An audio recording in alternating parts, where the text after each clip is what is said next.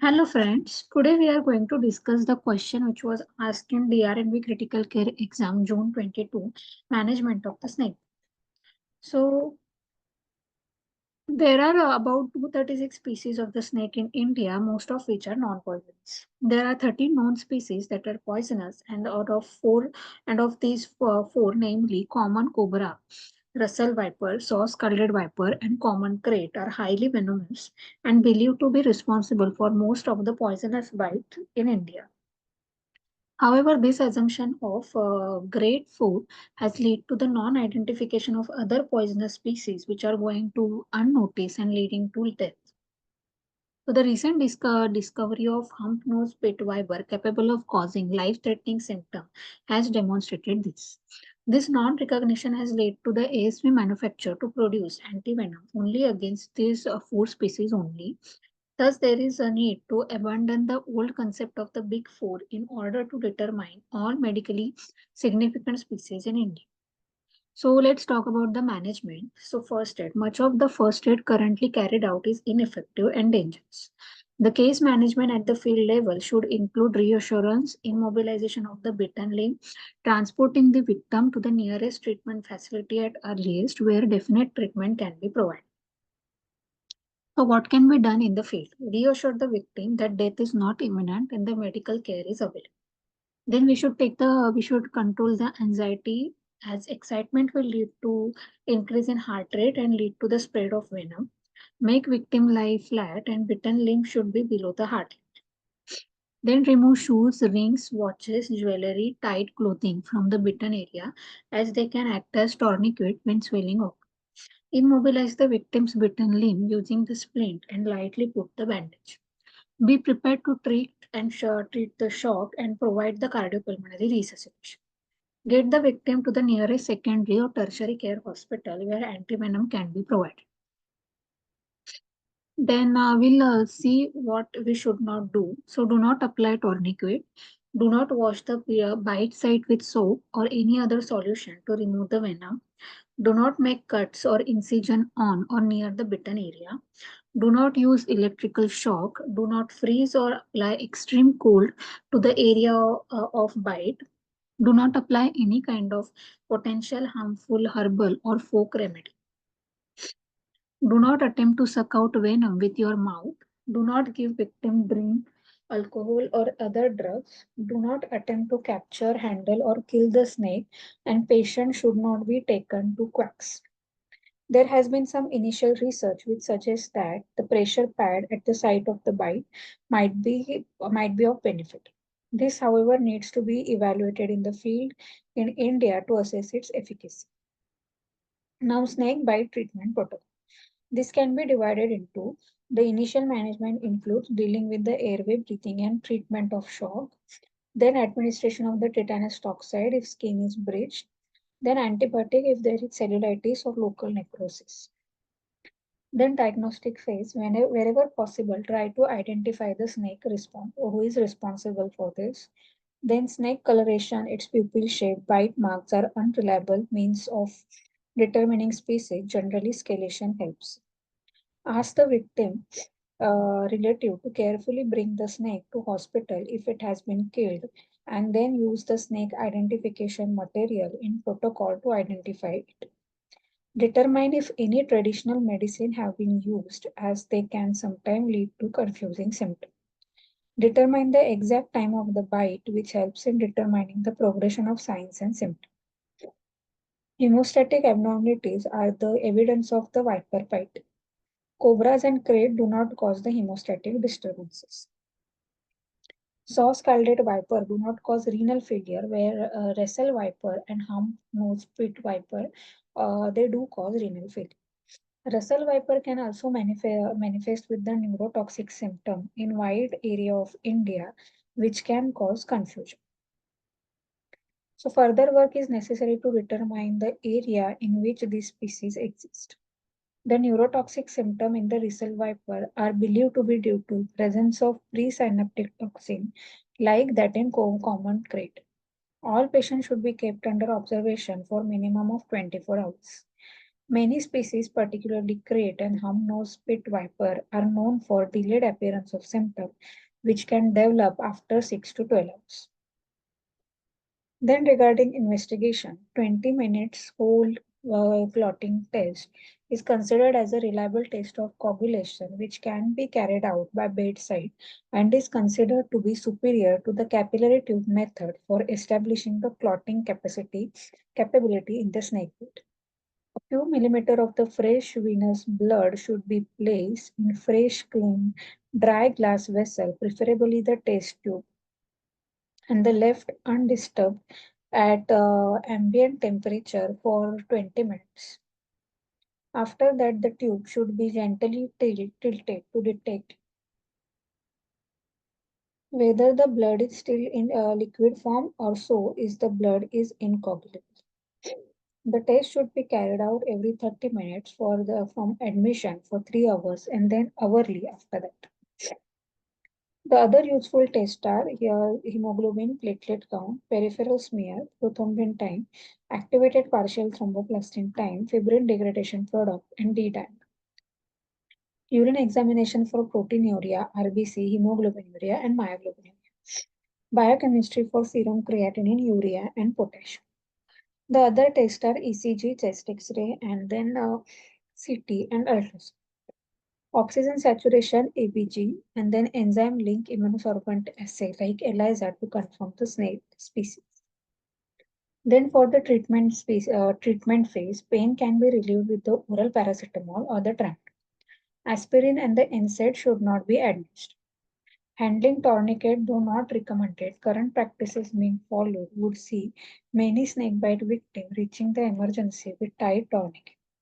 Care must be taken while removing these, as sudden removal can lead to massive surge of venom, leading to paralysis and hypotension. Before removal of the tourniquet, check for the presence of pulse distal to it. If it is absent, ensure the doctor presence before removal, which should be able to handle complications such as sudden respiratory distress or hypotension. If tourniquet has occluded the distal pulse, then the blood pressure cuff should be applied and the pressure should be slowly reduced. Then the main part is the administration of the anti-snake venom. In India, poly anti-snake venom is the effective against all four common species like Russell viper, common cobra, common krait, and the saw-scalded viper, and no monovalent ASV are available. There are no known species such as hump-nosed pit viper where polyvalent ASV is ineffective. In addition, region-specific species like Shorex scalded viper in Rajasthan, where effectiveness of the polyvalent ASV is questioned. So ASV is produced both in the liquid and the lyophilized form. So there is no evidence to suggest which form is more effective. Liquid ASV requires reliable cold chain and it has a 2-year shelf. While lyophilized ASV is in the powder form, it has 5-year shelf life and requires only to be kept cool. Then anti-snake venom administration. Anti-snake venom should be administered only when there are definite signs of the envenomation, that is coagulopathy or neurotoxicity. Only unbound free-flowing venom in the bloodstream or the tissue fluid can neutralize by it. It carries the risk of anaphylactic reaction and doctor should be prepared to handle such a reaction. Now the prophylaxis for the venom reaction. There are no systemic trials of sufficient power to show that prophylactic regimens are effective in preventing ASV reaction. The two regimens are normally recommended like hydrocortisone and antihistamine, adrenaline, antihistamine or 0.25 to 0.3 mg adrenaline subcutaneous. Then anti-snake venom test. The dose test doses have not shown to have predictive value in predicting anaphylactic reaction or late serum sickness or not recommended. So anti-snake venom dose, there have been some studies to evolve low dose strategies. So These studies have serious flaws and have no validity in India. Similarly, our high dose regimen, the recommended dosages are followed. Initial dosage are if there is mild envenomination, that is systemic symptom manifest for more than 3 hours after bite, then neurotoxic and hemotoxic snake administered 8 to 10 vials. In case of severe envenomination, where systemic symptoms manifest less than 3 hours, in case of neurotoxic or hemotoxic, administered 8 vials.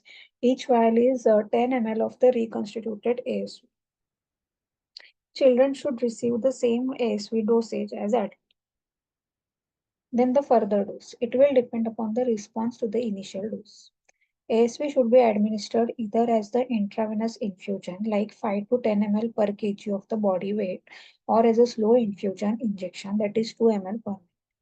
ASV should be administered over 1 hour at constant speed, and patient should be monitored closely for 2 hours. In victim requiring life-saving surgery, higher initial dose of ASV is justified solely on the prescribed presumption that anticoagulation will be restored in 6 hours. Local administration of ASV near or at bite site should not be done. It is ineffective, painful, and can raise intracompartmental pressure. Victim who arrive late. A frequent problem witnessed in our country is a victim who arrive in hospital several days after the bite, usually with acute renal failure. The key determining factor to decide on ASV treatment is the presence of current venom activity, as venom can only be neutralized only if it is unattached. So perform 20 WBCT to determine if coagulopathy is present. If it is present, then administer ASV, otherwise treat the renal. In case of neurotoxic envenomy, where victim is having symptoms such as ptosis and respiratory failure, it is probably wise to administer one dose of 8 to 10 vial of ASV to ensure that no unbound venom is present. However, at this stage, it is likely that most of the venom is bound and respiratory support will be required. Then antivenom reaction. Anaphylaxis with ASV may be life-threatening. Patient after ASV administration should be monitored closely, and if anaphylaxis is evident, ASV should be discontinued. Antihistaminics can be administered to control the reaction, and if severe, adrenaline should be administered. Once the patient has recovered, ASV can be restarted slowly after 10 to 15 minutes and keeping the close observation. Late serum sickness can be treated with oral prednisolone or antihistamine. Neostigmine is the anticholinesterase, which is particularly effective in postsynaptic neurotoxin, such as those with cobra, and is not useful against presynaptic neurotoxin, that is common crate and Russell. Neostigmine test should be performed by administering zero point 0.5 to 2 mg IV, and if neurological improvement occur, it should continue half hour hourly over next 8 hours. Then the repeat doses of anti-snake venom. After initial ASV done, no additional ASV should be given until next clotting test at 6 hours. This is due to inability of the liver to replace the clotting factor in less than 6 hours. If WBCT more than 20 minutes, then repeat dose of 5 to 10 ml of ASV, that is half to one full dose, should continue every 6 hourly till coagulation is restored or species is identified against which polyvalent ASV is ineffective. The ASV regimen for neurotoxic envenomination is not clear. After 1 to 2 hours of initial dose, the patient should be reassessed, and if symptoms have worsened and have not improved, second dose of ASV should be given. This dose should be same as the initial dose, that is 10 vials, and then discontinued. Once the patient develops respiratory failure and has received 20 vials, ASV therapy should be discontinued, assuming that all circulating venom is neutralized and should have assisted ventilation if required. Only for snakes which inject the massive amount of the venom, such as king cobra and Australian elapids, massive doses of 50 plus vials are required. In viper bites, heparin and the botropase have been used, but the role is not clear and not recommended. Thank you, guys.